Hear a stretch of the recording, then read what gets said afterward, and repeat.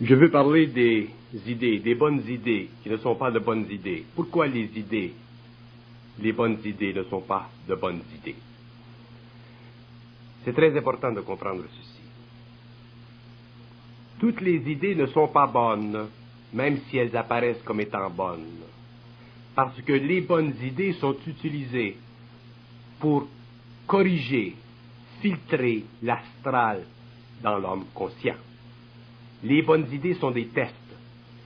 Elles sont des tests de patience, elles sont des tests de discernement, elles sont des tests d'écœurement, elles sont des tests de fatigue, elles sont des tests de résistance. Les bonnes idées sont utilisées par l'astral pour tester l'homme. Et l'homme qui se conscientise doit comprendre ceci. Il doit comprendre que les bonnes idées ne sont pas nécessairement bonnes, mais qu'elles servent à l'aiguiser, à aiguiser son intelligence, jusqu'au jour où il n'a plus besoin de bonnes idées. Quand l'homme n'a plus besoin de bonnes idées, il n'a simplement qu'à créer des idées.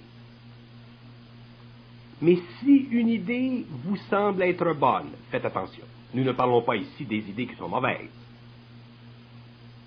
Il est évident qu'une idée qui est mauvaise est mauvaise. Mais nous parlons des idées qui sont bonnes, qui semblent être bonnes. Ce sont ces idées-là qui sont dangereuses, parce que ce sont ces idées-là qui nous font souffrir. Donc, lorsque vous avez une bonne idée en tête, faites attention. C'est là que vous êtes sur le point de vous faire prendre dans le jeu. C'est là que vous êtes sur le point de vous faire jouer un tour. Parce que les bonnes idées sont justement utilisées par l'astral pour nous jouer des tours, pour que nous en arrivions éventuellement à avoir un mental créatif qui n'a plus besoin de bonnes idées, mais qui n'a simplement qu'à créer des idées. Donc, une idée qui est générée par le mental supérieur de l'homme, par son esprit, une telle idée n'a pas besoin d'être bonne. Elle est automatiquement créative, donc elle englobe tout. Elle est englobante. Lorsque l'homme est inconscient et qu'il a de bonnes idées, il essaie de les mettre en action. Il essaie de les rendre. Si elles fonctionnent, tant mieux. Si elles ne fonctionnent pas, tant pis. Mais lorsque l'homme est conscient et qu'il connaît les lois de la vie, ou un peu plus les lois de la vie, qu'il connaît le jeu de l'astral en lui, qu'il connaît la relation entre l'astral, les plans supérieurs de son intelligence et son ego, il devient temps, il est grand temps pour lui de comprendre la nature, la fonction et le travail que font les bonnes idées sur lui dans sa vie. Sinon, il risque de perdre beaucoup, il risque de perdre beaucoup d'énergie, il risque de perdre beaucoup d'argent, il risque de perdre beaucoup de temps, il risque de souffrir beaucoup à cause de ces bonnes idées. Nous sommes très naïfs, les hommes. Nous avons l'impression que parce que nous avons de bonnes idées, parce que nous sommes conscients, parce que nous sommes des êtres qui connaissons ou qui comprenons un peu plus de la vie que les autres hommes, nous avons l'impression que nos idées qui nous viennent de l'intérieur sont nécessairement bonnes. C'est peut-être un mirage très très parfait. Un mirage qui nous amène éventuellement à réaliser que nous ne sommes pas aussi créatifs que nous pensons, que nous ne pouvons pas être aussi créatifs que nous le croyons, et que la créativité fait partie de la descente de l'esprit à travers l'astral et à travers l'ego, et que ça prend un certain temps. Autrement dit, avant que l'homme en arrive à avoir un discernement parfait, avant que l'homme puisse se servir de l'énergie de son esprit pour utiliser la force de motivation de son corps astral, il lui faut un certain temps, il lui faudra un certain temps, il lui faudra certaines peines, certaines souffrances. Donc j'essaie d'expliquer le travail que fait contre l'homme les bonnes idées afin d'empêcher l'homme de souffrir pour rien, afin d'empêcher l'homme de perdre énormément d'énergie, autant de l'énergie émotionnelle et mentale que de l'énergie physique, c'est-à-dire de la matière, de l'argent, et ainsi de suite. Les bonnes idées sont de la matière apportée vers l'homme pour l'amener éventuellement à être créatif dans un certain domaine. Mais après expiation, après réorganisation de son matériel mental, de son matériel émotionnel. L'homme conscient devient tellement sensible avec le temps qu'il ne peut plus se permettre de souffrir de ses bonnes idées. Donc, il doit prendre conscience de la mécanique des bonnes idées, de la nature des bonnes idées, du pourquoi des bonnes idées, et s'apercevoir sur le champ que lorsqu'il a une bonne idée, il doit s'arrêter, la regarder, l'épeler comme on épelle un fruit, et automatiquement apprendre avec le temps à s'en désengager s'il le faut pour en avoir une autre et recommencer le même processus jusqu'au moment où il épuise complètement les possibilités de la bonne idée et il se voit à un certain moment clair dans son mental. Il se sent lucide dans sa parole, il se sent lucide dans son explication et il s'aperçoit à ce moment-là que tout s'ouvre vers lui. Les événements sont là, les conditions sont là, l'idée peut facilement être canalisée et être rendue dans l'expérience. Mais si une bonne idée ne peut pas être facilement rendue dans l'expérience, il faut faire attention. C'est parce que ce n'est pas le temps. Il y a des conditions. Et si l'homme force ces conditions, parce que soit qu'il a de l'argent, ou soit qu'il a certaines conditions qui puissent concrétiser cette bonne idée, il verra qu'éventuellement il pourra perdre. Parce que les lois de l'idée sont des lois de l'astral. Les lois sont fournies, les bonnes idées sont fournies à l'homme à partir de l'astral. Il y a des êtres dans l'astral qui s'occupent incessamment de créer pour l'homme des bonnes idées. Et ce sont des idées qui sont utilisées pour le développement psychologique, émotionnel et mental de l'homme. Ce ne sont pas des idées qui servent à l'homme intégralement, ce ne sont pas des idées qui servent de canal à l'énergie de l'homme. Et une idée, une bonne idée, une idée réelle doit servir à la canalisation chez l'homme de son énergie. Si elle ne sert pas à la canalisation de son énergie, elle sert à son expérience. Et si elle sert à son expérience, elle n'est pas bonne, même si elle est bonne.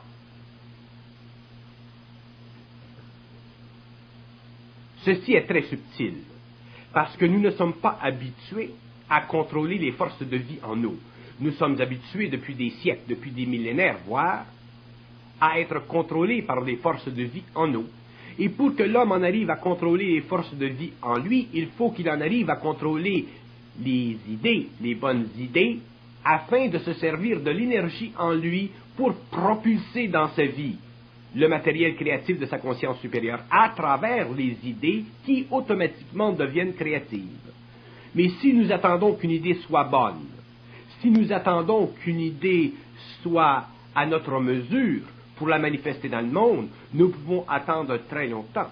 Parce qu'une idée ne sera jamais suffisamment bonne, suffisamment à la hauteur de notre énergie créative. Elle pourra être à la hauteur de notre émotivité, de notre mentalité, de notre personnalité, mais elle ne sera pas à la hauteur de notre personne.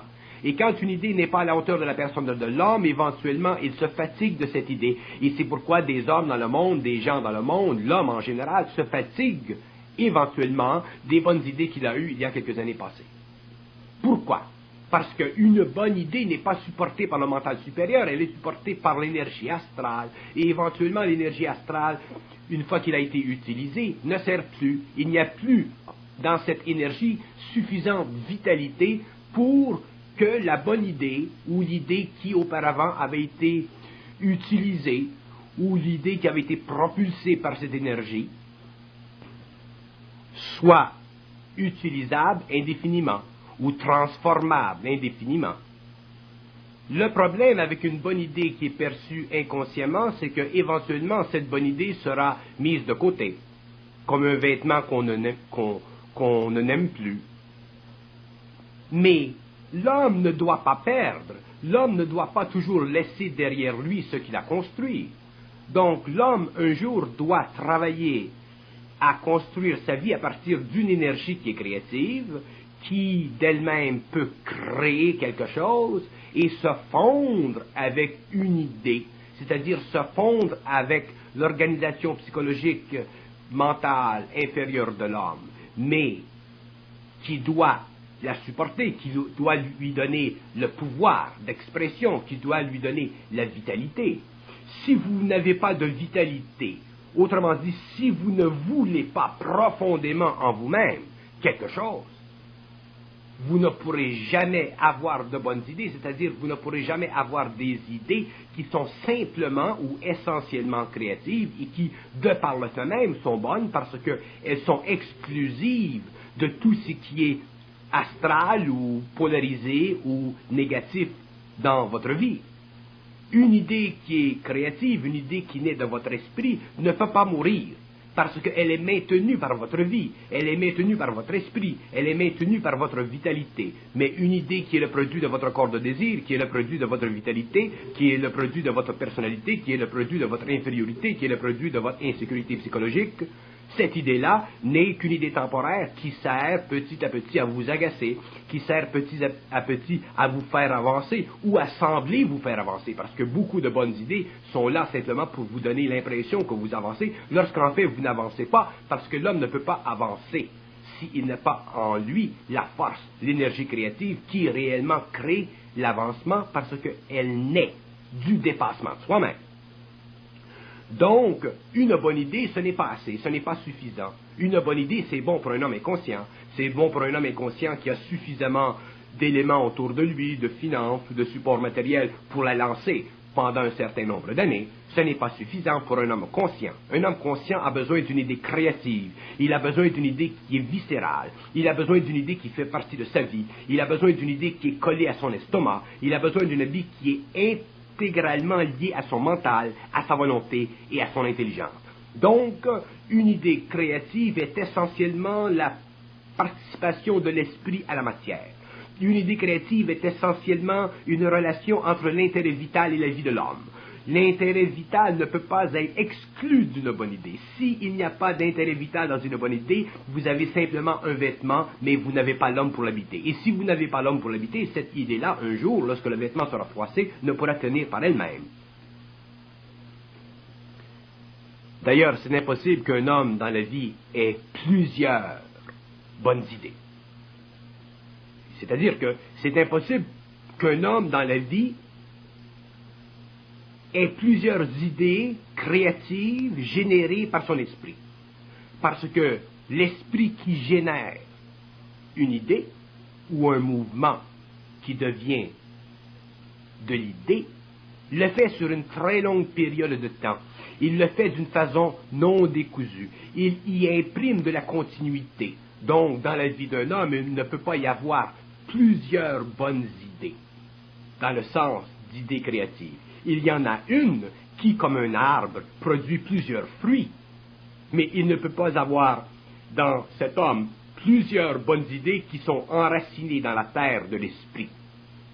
Parce que l'homme se viderait, l'homme se fatiguerait, l'homme s'épuiserait, parce que dans une idée qui est générative de vitalité, dans une idée qui est le produit de l'esprit, il y a beaucoup trop de force pour qu'un homme seul puisse en générer des centaines. Non, un homme conscient, un homme créatif, un homme qui est dans son esprit peut générer quelques grandes idées, quelques bonnes idées qui sont créatives en elles-mêmes. Je n'aime pas le mot bon à une idée, je n'aime pas le mot bonne à une idée. On ne devrait jamais dire qu'une idée est bonne ou mauvaise.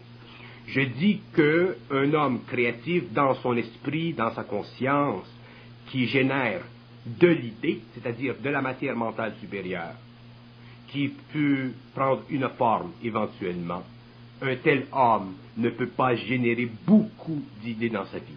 Il générera un filon d'or, et de ce filon d'or, il pourra éventuellement naître d'autres aspects qui deviendront pour le reste des hommes, pour l'humanité ambiante, des résidus, des effets secondaires. Et de ces effets secondaires, l'homme, l'humanité ambiante grandira parce qu'une idée créative qui est générée par un homme conscient a beaucoup de puissance, beaucoup de temporalité et beaucoup de continuité. Mais nous, les hommes, qui nous conscientisons, ceux qui deviennent de plus en plus sensibles à leur conscience intérieure, ceux qui deviennent de plus en plus sensibles à l'intelligence en eux, ceux qui peuvent de plus en plus facilement communiquer avec cette intelligence, nous devons faire attention aux lois de l'astral, nous devons faire attention aux bonnes idées parce que nous devons réaliser que les bonnes idées naissent dans l'esprit de l'homme à partir du plan de l'esprit de l'astral. Donc, il y a dans l'homme deux plans d'esprit. Il y a dans l'homme le plan d'esprit de sa conscience mentale supérieure, il y a dans l'homme le plan d'esprit de sa conscience astrale, et avant que l'homme en arrive à déchirer le voile, à déchirer complètement le voile de la conscience astrale, pour en arriver à ne sentir, à ne percevoir que le plan d'esprit de sa conscience supérieure, il y aura beaucoup d'astralité en lui, il y aura beaucoup de va-et-vient entre lui et l'astral, et il ne pourra pas facilement voir, discerner entre une bonne idée et une idée qui est générée par son esprit. Et c'est là qu'il se fera prendre. Il ne faut pas oublier que nous sommes des hommes nouveaux. Qu'est-ce que ça veut dire être un homme nouveau? Ça veut dire être un homme qui ne pense pas, qui ne fonctionne pas psychologiquement comme les hommes anciens. Donc, la sixième race, ne fonctionnant pas comme la cinquième race racine, automatiquement est obligée de voir les trappes, les attitudes, les mécanismes psychologiques de l'ancienne race racine qui encore sont imprimés dans son esprit, dans ses attitudes, dans son cerveau, dans son comportement humain. Donc la nouvelle race racine doit, pendant un certain nombre d'années, veiller à ne pas tomber dans le piège des bonnes idées qui ont dans le passé galvanisé, donné à la race racine, la cinquième race racine, son état d'âme. Parce que l'homme de la sixième race racine ne fonctionne plus au niveau de l'état d'âme, il fonctionne au niveau de l'état d'esprit. Et grande est la différence entre l'état d'âme et l'état d'esprit. L'état d'âme est une attitude psychologique de l'ego vis-à-vis de la mémoire, empruntée à l'astral, qui fait partie de la conscience de l'homme, tandis que l'état d'esprit est une condition préférentielle du lien entre l'ego et son énergie originale, permettant à l'homme, à l'ego, de participer sur le plan matériel à une énergie qui n'est pas conditionnée par les mémoires, qui n'est pas conditionnée par l'âme, qui n'est pas conditionnée par les défauts de la psychologie, qui n'est pas susceptible d'être contrariée, diminuée par l'insécurité de l'ego.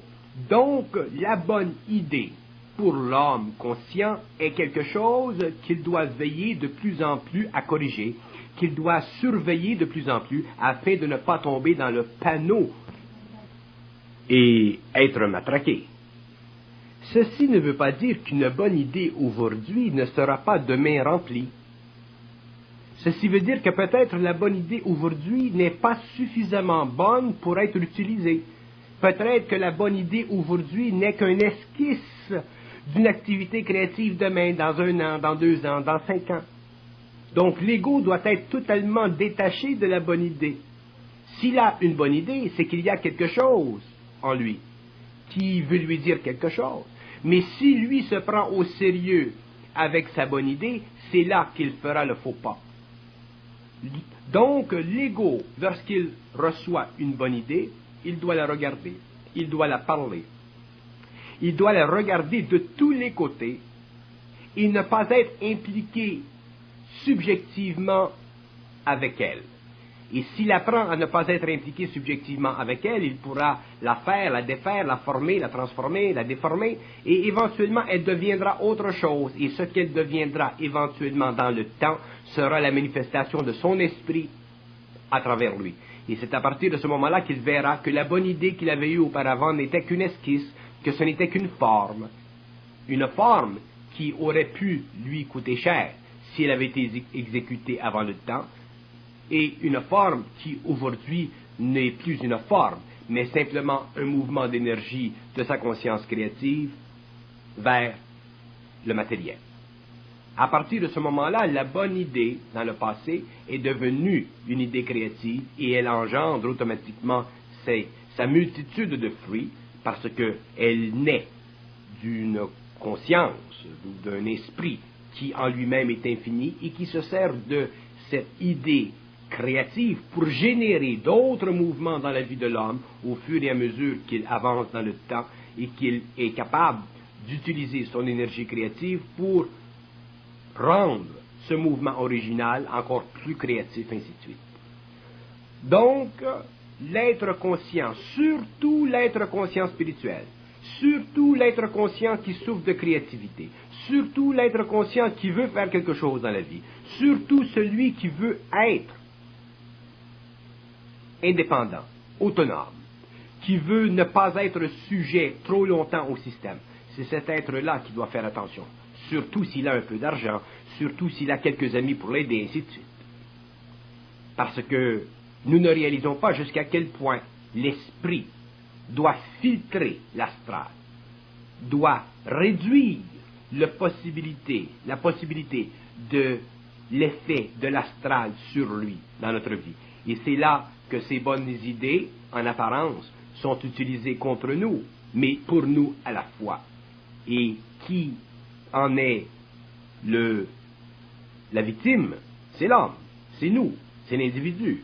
Pour quelles raisons? Pour des raisons qui souvent sont occultes, c'est-à-dire voilées, pour des raisons que nous ne réalisons que quelques années plus tard, mais que nous aurions pu réaliser auparavant si nous avions été suffisamment sages, suffisamment intelligents, suffisamment imprégnés de discernement. L'homme qui se conscientise et qui a pris conscience de son intelligence intérieure croit facilement que les idées qui lui viennent de l'intérieur sont de bonnes idées. Parce que déjà, il est un être spirituel, déjà, il est un être qui est en confiance avec son intérieur. Et pourtant, rien n'est de plus faux. Rien n'est de plus faux.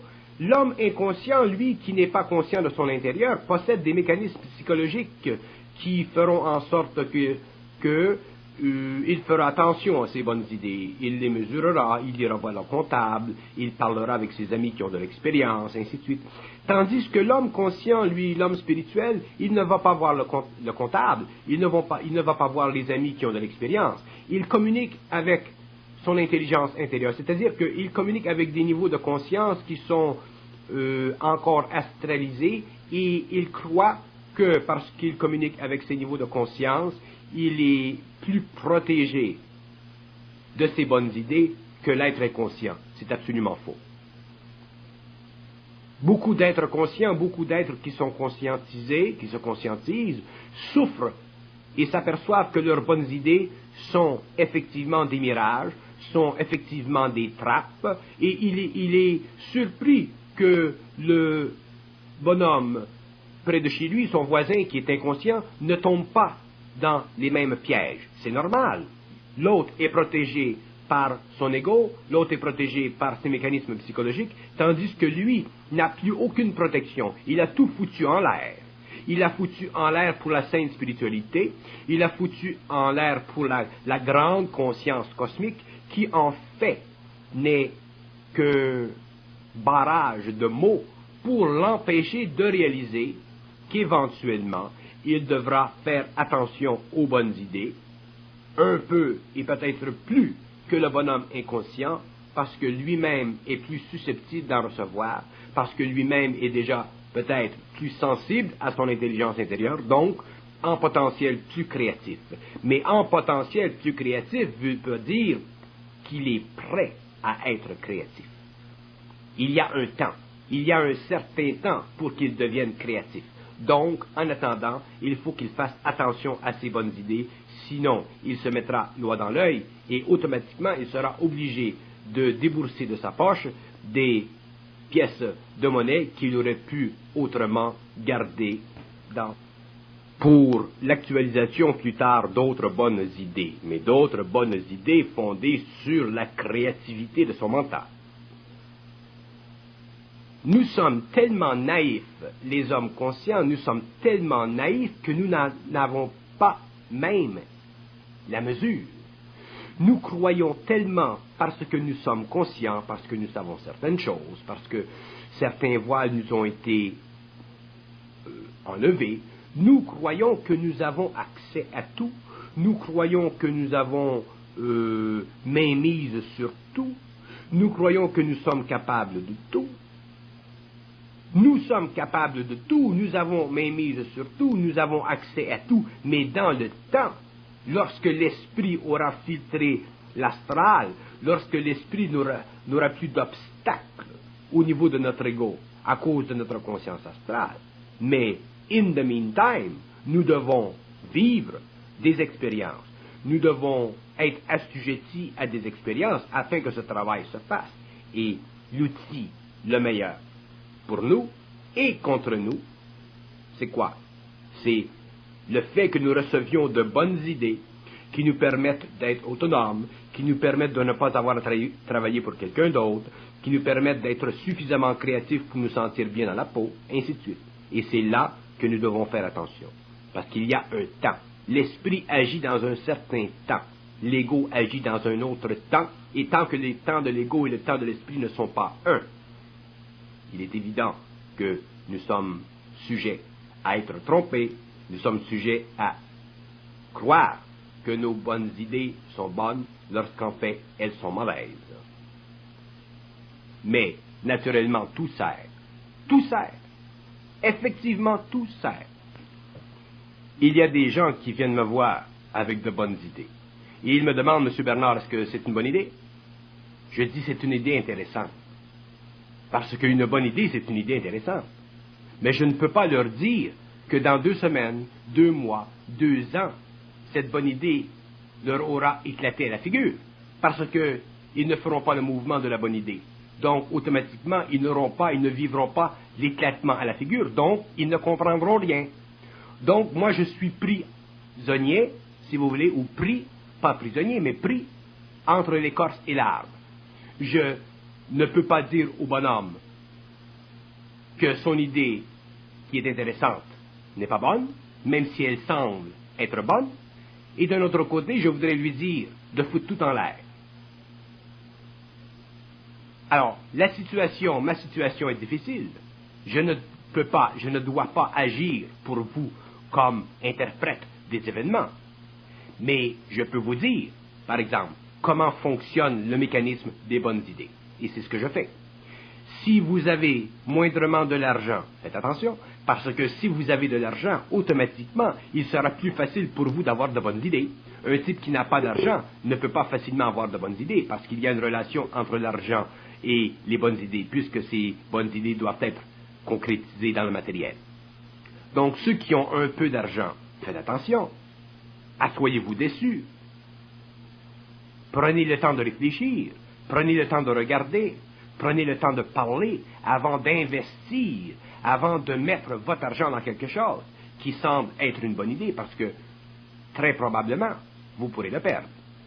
Et ceux qui n'ont pas d'argent, eux, et qui n'ont pas de bonnes idées, mais attendez, si vous vous conscientisez, si le temps passe, si vous comprenez, si il y a un déblocage en vous d'énergie, effectivement, éventuellement, il y aura de bonnes idées, et les bonnes idées coïncideront avec des venues d'argent, des rentrées d'argent, il y aura quelque chose dans la vie qui se passera, votre belle-mère vous laissera quelque chose dans son héritage, et à partir de ce moment-là, vous aurez de l'argent qui coïncidera avec vos bonnes idées.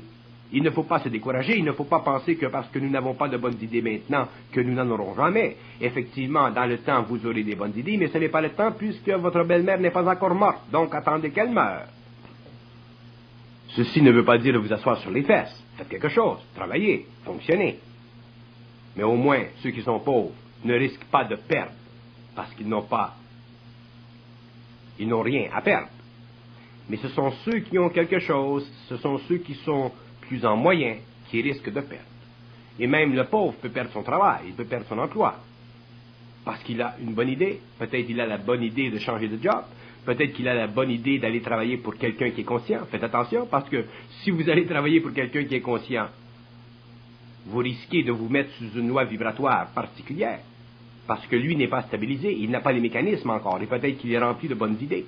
Donc, si vous allez rencontrer ou travailler pour quelqu'un qui est conscient, faites attention, à moins de savoir qu'il est réellement solide, sinon vous risquez de perdre.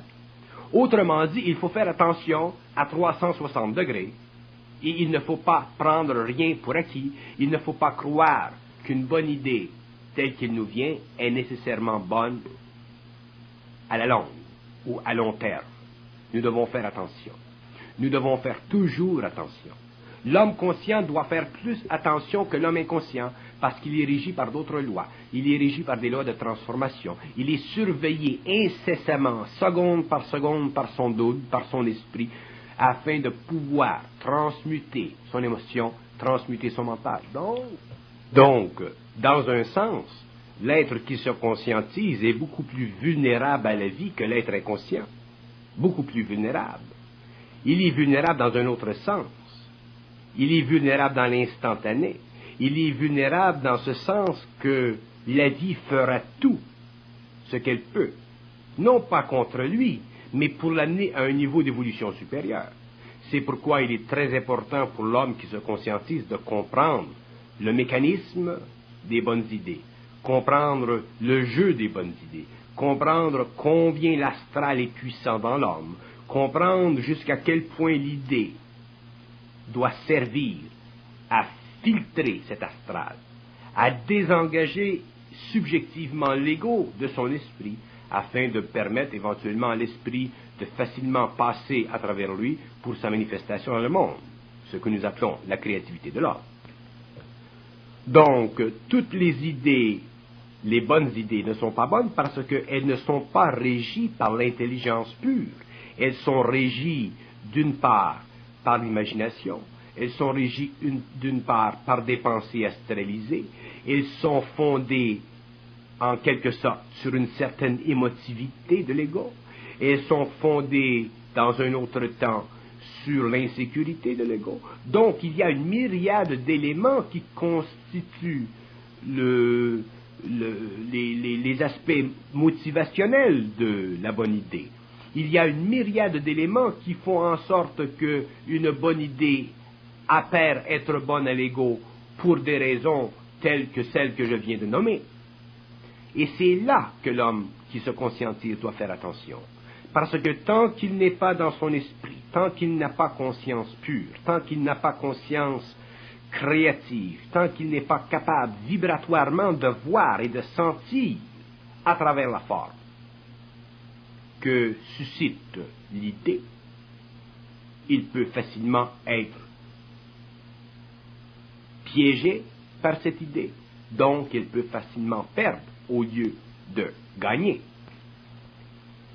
Il ne faut, et ceci est une loi fondamentale de la conscience de l'homme, que l'homme découvrira, réalisera dans son expérience. Il ne faut jamais se faire dicter intérieurement quoi faire dans la vie. Un homme qui se fait dicter quoi faire dans la vie perd automatiquement le contrôle sur sa destinée. Ceci est fondamental.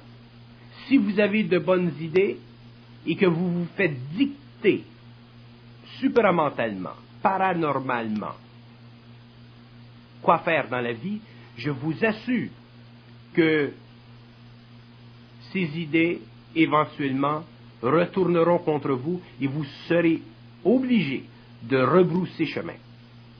L'homme ne peut pas se permettre de se faire dicter quoi que ce soit à partir de l'intérieur. C'est une illusion psychologique de l'ego qui a besoin d'être rassurée afin de faire quelque chose. Et cette illusion est très profonde et constitue probablement un des pièges les plus prenants de la conscience supramentale, de toute conscience télépathique, de toute conscience paranormale, de toute conscience occulte. Donc, si vous avez de bonnes idées, faites attention si elles sont dictées de l'intérieur. Si vous avez un mouvement créatif à faire dans la vie, vous le ferez en parlant, vous le réaliserez en parlant, vous le reconnaîtrez en parlant. Mais si vous vous assujettissez à être conditionné, supporté de l'intérieur, vous verrez que dans le temps, il se produira en vous une faille. Dans le temps, vous verrez que l'intérieur vous aura acculé à une condition qui, pour vous, sera une perte. Parce que l'intérieur de l'homme est une condition de son esprit et de son astral ensemble. Donc, lorsque nous parlons de l'intérieur de l'homme, nous parlons de son esprit et de son astral.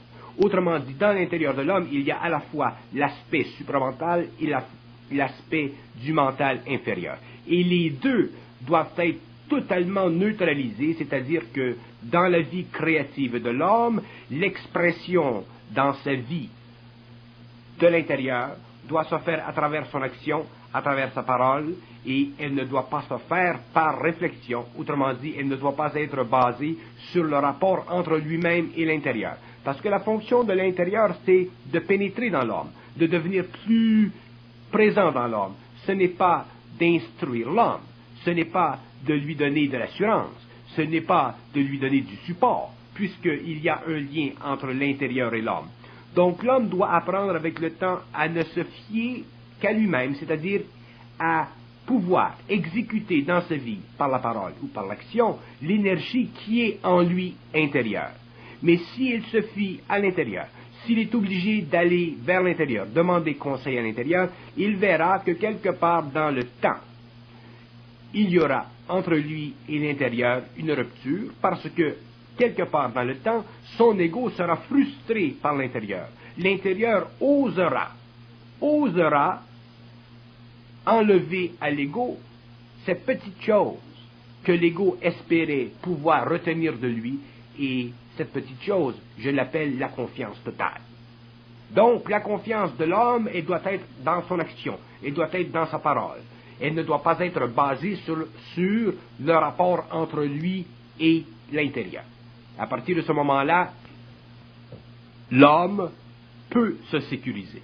Il peut se sécuriser contre la vie, parce qu'il a appris les lois de la vie, et contrairement à l'homme inconscient, n'est plus régi par les lois planétaires.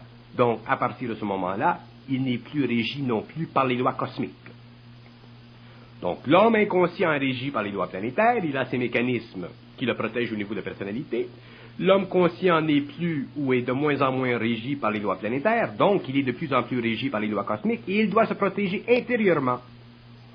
Et l'homme conscient supramental, l'homme qui est très avancé en conscience, connaît, comprend ces deux aspects de l'homme, et inévitablement, un jour, peut créer, par la parole et par l'action, des conditions de vie qui lui sied bien, qui lui font bien, qui lui donnent de l'avenir, qui lui donnent une assurance réelle, qui lui donnent un fondement réel dans la vie. Et à partir de cet état d'esprit, il n'a plus à converser avec l'intérieur, il n'a plus à demander conseil à l'intérieur, il est lui-même conseillé et il est lui-même le créateur de sa condition.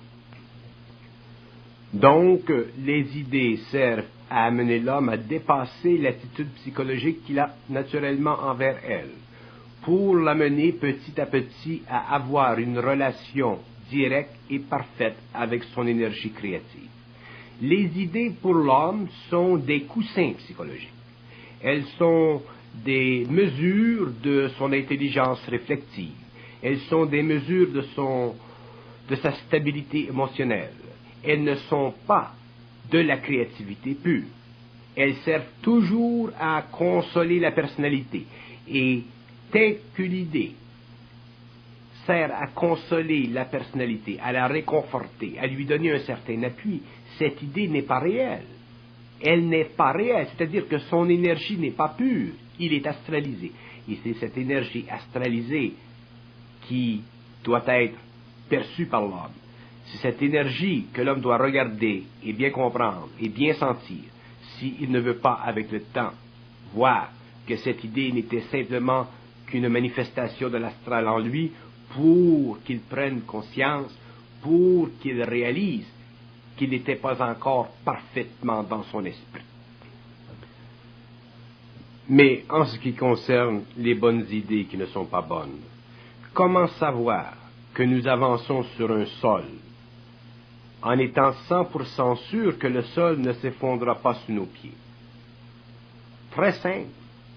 Ne jamais prendre de chance. Ne jamais prendre de chance veut dire ne jamais prendre de chance. Ceci veut dire ne jamais fonder notre bonne idée sur l'expectation ultime d'un développement, d'un événement quelconque dans l'avenir. Si nous croyons que dans 2 semaines, dans 2 mois, dans 6 mois, il y aura quelque chose, il y aura un événement quelconque qui viendra vers nous et qui nous assurera de la fécondité de notre bonne idée, nous nous mettons automatiquement sous la loi astrologique. Nous nous mettons automatiquement sous la loi des planètes, sous l'influence des planètes. Et nous risquons de perdre quelque chose. L'homme qui a une idée créative génère à l'intérieur même de son mental toutes les conditions, et quand je dis qu'il génère, je veux dire qu'il les voit, elles sont déjà là. Il génère toutes les conditions qui, ultimement, serviront à la manifestation, dans l'expérience, de cette énergie créative. Tandis que l'homme qui utilise, qui forme, qui formule, qui jongle avec une bonne idée, essaiera de voir, regardera, pensera à différentes possibilités de sa bonne idée et il osera se plonger dans un certain futur, dans un certain devenir, dans un certain avenir pour sécuriser sa bonne idée. Et c'est là que l'homme fait l'erreur. Autrement dit, si vous voulez acheter quelque chose, si vous voulez faire quelque chose, assurez-vous que déjà, dans le temps de votre esprit, cette chose est déjà là. Mais si la chose n'est pas là dans le temps de votre esprit, c'est-à-dire que si la chose n'est pas là du résultat de votre propre effort, et que cette chose n'est là qu'en fonction des événements que vous osez espérer qui viendront vers vous éventuellement, vous devez faire attention. Parce que les lois des bonnes idées sont des lois astrales. Donc, ce sont des lois qui sont fondées sur le régime des possibilités. Et le régime des possibilités est un régime qui est contrôlé par l'astral et contre lequel vous n'avez aucun pouvoir. Le seul pouvoir qui est dans l'homme, c'est le pouvoir de la lucidité de son intelligence. C'est le pouvoir de sa volonté. Et c'est l'organisation systématique puissante de cette volonté avec cette intelligence contre tout ce qui est probable, possible, astralement parlant.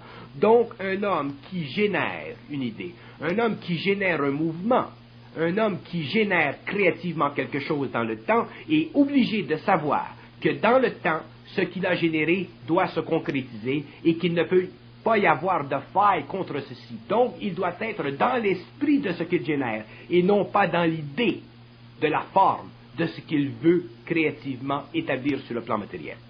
Donc, un homme qui est conscient, un homme qui comprend ses lois, ne peut pas être souffrant des bonnes idées, donc automatiquement, il n'est jamais rempli de bonnes idées, il n'est rempli que d'idées créatives, il n'est rempli, autrement dit, que d'énergie qui suffit à passer à travers lui, qui suffit de passer à travers sa conscience inférieure pour manifestement, automatiquement, créer ce que nous appelons une idée générative, une idée qui est vitale, une idée qui est intelligente. Je veux faire comprendre la différence entre une bonne idée et une idée intelligente. Une bonne idée n'est pas nécessairement une idée intelligente.